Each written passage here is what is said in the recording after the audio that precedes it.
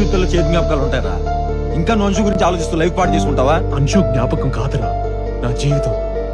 ఈ అమ్మాయి ఎవరన్నా అడుగుతున్నారు కదా, ఎవరి నీకు అమ్మాయిలాగో నాకు తను అలాను. మీరు ఆడి కళ్ళల్లో కోపాన్ని చూస్తారు, మీరు ఆడి గుండెల్లో బాధను చూస్తారు. పెద్దవాళ్ళందరికీ మంచి పెళ్ళాలు దొరుకుతారంట నువ్వే ప్రూవ్ చేసావు. తాగుడు తప్పే కావచ్చు, కానీ తప్పుడు పనులు ఎప్పుడు చేయలేదు. నువ్వు నా రూమ్ లోపలికి రాగలవేమో గానీ నా మనసులోకి ఎప్పటికీ రాలేవు. ఒక్కసారి పోతే ఏది మళ్ళీ తిరిగి రాదురా. అది వస్తువు అయినా మనిషి అయినా. చెప్పు శ్రావణి, ఎందుకు వెళ్ళిపోతున్నావు? ఎందుకంటే నటించడం నా వల్ల కావట్లేదండి. ఇన్నాళ్ళు మిమ్మల్ని నేను భరించలేదు. ప్రాణం కంటే ఎక్కువగా ప్రేమించాను.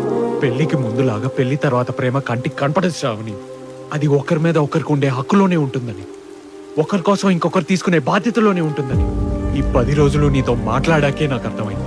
ఇన్నాళ్ళు నేను వద్దన్నా కూడా నువ్వు నీ ప్రేమను నాకు ఇచ్చావు. ఇప్పుడు అంతకంటే మించి నీకు ఎక్కువ ప్రేమని ఇద్దామనుకుంటున్నప్పుడు నన్ను వదిలేసి వెళ్ళిపోతావా?